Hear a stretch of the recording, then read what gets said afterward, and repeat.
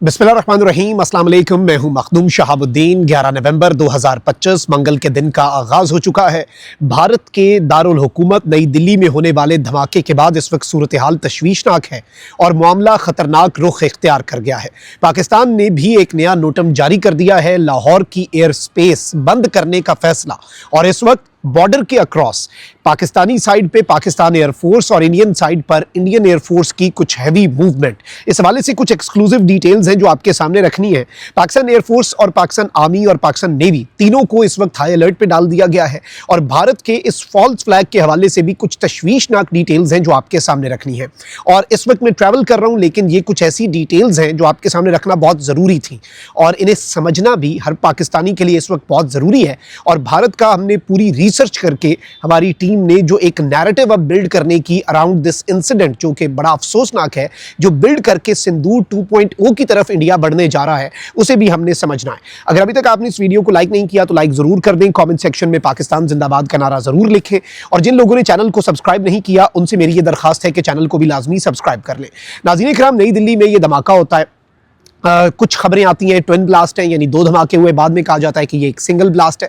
फिर ये CNG cylinder के फटने की खबर भी आती है कि भाई ये सीएनजी सिलेंडर जो है उसके फटने से ये इंसिडेंट हुआ। लेकिन अब जो इसे रंग दिया जा रहा है, क्योंकि इंडिया ने जंगी मशक़ें कर ली हैं, त्रिशूल एक्सरसाइज और इंडिया की तारीख की सबसे बड़ी ट्राई सर्विसेज एक्सरसाइजेज एक ऐसे मौके पर जब इंडिया के अंदर नोटम्स पर नोटम्स जारी हुए हैं, बल्कि नोटम्स की एक भरमार कर दी गई है, और इंडिया अपनी वो जंगी मशक़ों के बिल्कुल एक इख्तिताम के ऊपर है, और Indian media already terror related जो नैरेटिव है वो बिल्ड कर रहा है। तो अब अगर हम इस सिनेरियो को भी समझें तो बहुत कुछ हमारे सामने जो है वो क्लियर हो जाता है। लेकिन इस वक्त जो सूरत हाल है नाज़रीन इकराम, एक तो तशवीशनाक पहलू ये है कि अफगान तालिबान रिजीम जो है वो इस वक्त फेक क्लेम्स जो हैं भारत की ईमा पर, क्योंकि ऑब्वियसली आपको पता है कि भारत और तालिबानी रिजीम कितने करीब हैं, तो पाकिस्तान ने कुछ इंटेलिजेंस सोर्सेज से जो तालिबानी रिजीम है उसके कुछ सोशल मीडिया अकाउंट्स और कुछ उनके व्हाट्सएप ग्रुप्स हैं जहां पर ये नैरेटिव अब टो किया जा रहा है कि भाई लश्कर जो है उसने इसकी जिम्मेदारी कबूल कर ली है, जिसके हवाले से इंडिया ये एलिगेशन लगाता है without any proof, without an evidence, कि वो पाकिस्तान बेस्ड एक टेरर आउटफिट है, और पाकिस्तान जो है वो उन्हें नर्चर करता है, और पाकिस्तान लश्कर और जैश को इंडिया के खिलाफ दहशतगर्दी के लिए इस्तेमाल करता है। ये नैरेटिव इंडियन मीडिया और इंडियन गवर्नमेंट का पहले से रहा है, विदाउट एविडेंस आज तक कोई सबूत तो नहीं दे सके। एक तो आप ये देखें कि कैसे ये हैंड इन हैंड काम कर रहे हैं। फिर in the past few days जो मेजर इंसिडेंट्स हुए हैं उनमें सबसे पहला इंसिडेंट ये होता है, और ये अब इंडियन मीडिया कह रहा है कि भाई कुछ तो गड़बड़ है, कुछ तो मसला है, कि एक तो जीपीएस स्पूफिंग होती है, एयर ट्रैफिक कंट्रोल जो है वो पूरा सिस्टम इनका डैमेज हो जाता है, और नई दिल्ली का एयरपोर्ट जो है वो अफेक्ट होता है।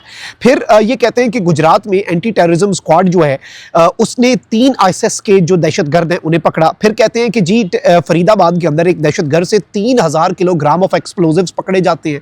और फिर लाल किला जो कि दिल्ली के अंदर, इंडिया के कैपिटल के अंदर सबसे एक इंपॉर्टेंट और सिंबॉलिक जगह है, उसके करीब धमाका हो जाता है। यानी अब ये कह रहे हैं कि ये सारी चीजें कनेक्टेड हैं।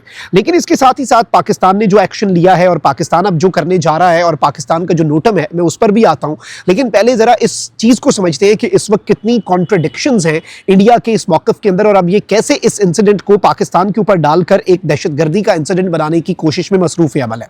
सबसे पहले तो नाज़रीन इकराम आपको मैं ये बता दूं कि ये जो अफसोसनाक सान्य है, जाहिर बात है सब लोग इसकी मजम्मत करते हैं, मासूम आम इनोसेंट सिविलियंस मारे गए हैं, लेकिन सवाल ये है कि क्या ये एक टेरर अटैक है या फिर इसे एक मैन्युफैक्चर्ड नैरेटिव के जरिए सिंदूर 2.0, जिसके हवाले से इंडिया की रिसेंट 3 हफ्तों के अंदर प्रोवोकेटिव स्टेटमेंट्स हमारी इक्वेशन में शामिल हैं, नोटम्स जारी हो चुके हैं, military buildup, tri services exercises, हर चीज इस जानिब इशारा कर रही है कि दे आर प्लानिंग समथिंग, और ये बिल्कुल एक सिंक्रोनाइज तरीके से रॉ की तैयारियां, इंडियन फोर्सेस की तैयारियां, इनकी स्टेटमेंट्स, और फिर उसके बाद जो नैरेटिव है, नैरेटिव इंडियन मीडिया के जरिए जो टो किया जा रहा है, इसकी बुनियाद बनाई जा रही थी।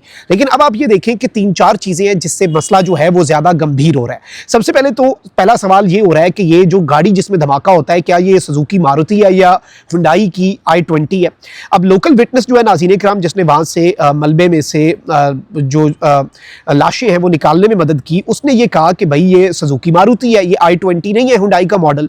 और इसमें उसने बताया कि भाई ये जो अर्ली ग्राउंड रिपोर्ट्स हैं उनके मुताबिक ये सारी चीज़ें इसी तरफ को इशारा कर रही थी। लेकिन ऑन दी अदर हैंड जो मेन स्ट्रीम गोदी मीडिया के नैरेटिव के साथ चलते हुए जो होम मिनिस्टर है अमित शाह, उसने कह दिया कि भाई ये जो है ये एक हुंडई i20 थी, और उसके बाद एनएसजी और जो इंडिया की एनआईए है, नेशनल इन्वेस्टिगेशन एजेंसी, एजेंसी और नेशनल सिक्योरिटी गार्ड जो है उन्हें वहां पर तैनात करके एरिया को कॉर्डन ऑफ कर दिया गया है। अब ये मैटर क्यों करता है? आपको लगता होगा ये बड़ी छोटी सी चीज है, लेकिन अब नाज़रीन इकराम सवाल ये पैदा हो रहा है कि क्या इस साइट को टैंपर किया गया? अभी तक इस वाकई की कोई करीबी सीसीटीवी फुटेज जो है वो मंजर आम पर नहीं लाई गई, और ऐसी चीजें तो करीब से फौरी जारी हो जाती हैं, लेकिन वो भी इस वक्त टैंपर क्या की जा रही हैं। फिर इसके साथ व्हीकल ओनर का जो नाम है उसे भी इस वक्त कंट्रोवर्शियल बनाया जा रहा है, और उससे भी वो जो एक हेट का एलिमेंट है।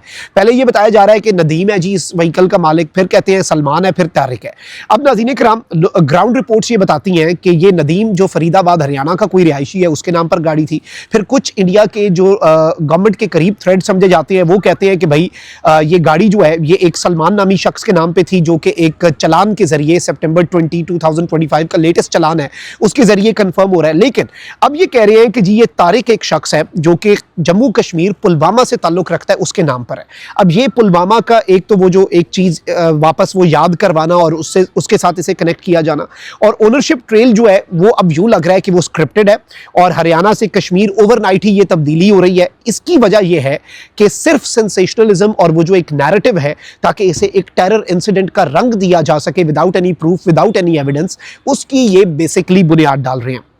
और अब इससे होगा क्या कि ऑब्वियसली जो मकबूजा कश्मीर के अंदर जुल्म जबर है उसको ये तेज़ कर देंगे, इंटेंसिफाई कर देंगे। फिर मुसलमानों के खिलाफ एक नैरेटिव जो है वो इस वक्त इस्लामोफोबिया, फिर जो पाकिस्तान के साथ और ब्लेम पाकिस्तान के ऊपर डालकर जो चीज़ें कर रहे हैं वो हम सब के सामने है। लेकिन अब इस सारी सूरत हाल के अंदर ये चीज़ याद रखिएगा कि इंडिया के अंदर अब ये बात हो रही है कि भाई मजीद टेरर इंसिडेंट्स होंगे, मजीद शहरों के लिए हाई अलर्ट पे शहरों को डाल दिया गया। अब शहरों को हाई अलर्ट पे क्यों डाला गया? अगर तो ये CNG ब्लास्ट था या फिर इन्होंने यही नैरेटिव लेकर चलना था कि this is just a CNG blast, तो बाकी शहरों को हाई अलर्ट पे आप ना डालते भाई।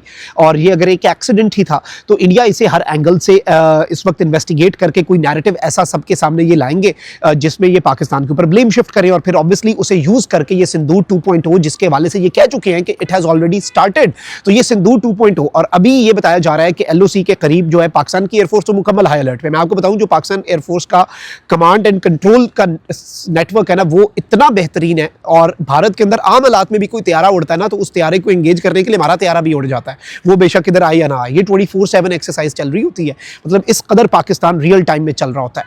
और इस वक्त भी इंडियन एयरफोर्स की कुछ हैवी मूवमेंट देखी गई है और पाकिस्तान ने एक नोटम जारी किया। अब ये नोटम बड़ा इंपॉर्टेंट है और ये पूरे का पूरा मंजरनामा जो है वो तब्दील कर देता है। पाकिस्तान का नोटम जो है नाज़रीन इकराम वो जारी किया गया है 11 से 12 नवंबर ऑपरेशनल रीजंस की वजह से, और ये ईस्टर्न बॉर्डर लाहौर के करीब बेसिकली पाकिस्तान ने ये जारी किया है, जिसमें FL000 से FL270 due to operational reasons. और इसमें यह बताया गया है कि 11 नवंबर रात 2 बजे से ये 12 नवंबर दिन 10:30 बजे तक ये यानी इस वक्त ये नोटम एप्लीकेबल है, ये चल रहा है। और इसमें मल्टीपल एयर ट्रैफिक के जो रूट्स हैं जिन्हें सिविलियन एयरक्राफ्ट यूज करते हैं तो उन्हें भी पाकिस्तान ने बंद कर दिया है। और इससे पहले भी आपको याद होगा कि जब सिंदूर हुआ था तो उस वक्त भी एयर जो ट्रैफिक का सिस्टम है और जो सिविलियन एयरक्राफ्ट के रूट्स हैं उन्हें बंद किया जाता था। तो इस चीज को भी आप ज़हन पे रखिएगा कि इस वक्त पाकिस्तान एयरफोर्स हाई अलर्ट पे है, नंबर 1।